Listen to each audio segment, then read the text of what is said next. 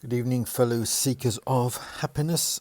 We're going to continue with the How to Be Happy Alone theme. I don't want anybody to think that when I said that falling in love and having your heart broken are normal, I'm belittling it. They are massive cataclysmic events, both of them. The falling in love part, especially, people do really, really, really silly things.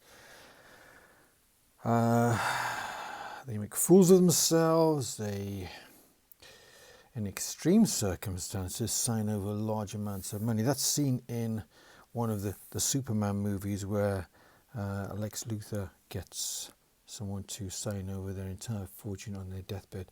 That happens. People do that. And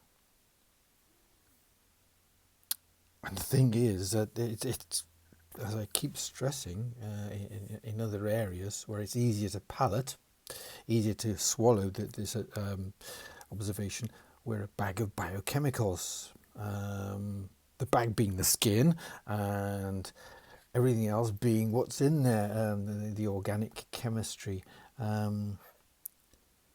And just as you get hungry and then you eat and then you stop being hungry, and you get thirsty and you drink and you stop being thirsty, but if you don't satisfy those urges, there is pain. You get tired and you have to sleep, otherwise there are consequences. The same is true of being in love and having your heart broken. There are, as Richard Dawkins would say, biological advantages to those things. That's why they developed. And the just as, continuing the analogy, you can be hungry and therefore eat things which are not terribly good for you, and sometimes be a little put off by the things that are good for you, so it is with romance. How many people are attracted to somebody? I'm not saying it's everybody, but how many people are attracted to people who are not a good fit for them, shall we say, with whom they have at best could be a boring relationship, or a toxic relationship, or a downright destructive one. I'm not downing on romance. Romance is totally wonderful. It's a fantastic experience. It's one of the experiences that makes being alive a good thing.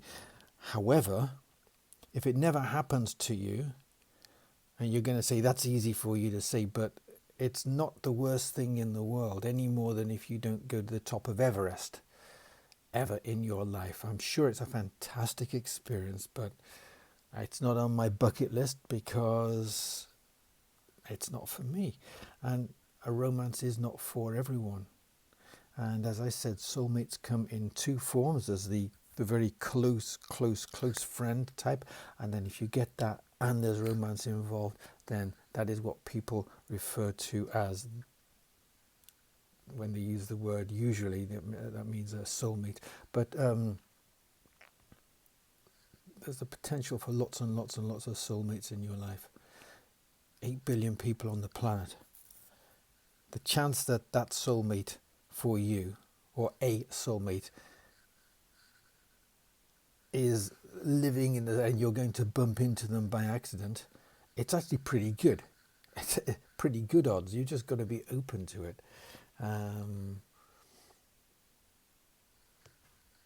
Seriously.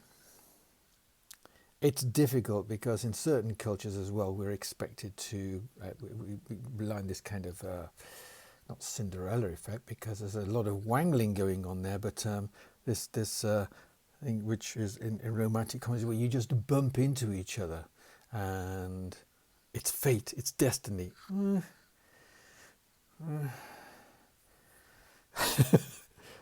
Maybe, but I doubt it. I doubt it very, very, very, very much. It's a bit like saying, there's only one suit of clothes suitable for me.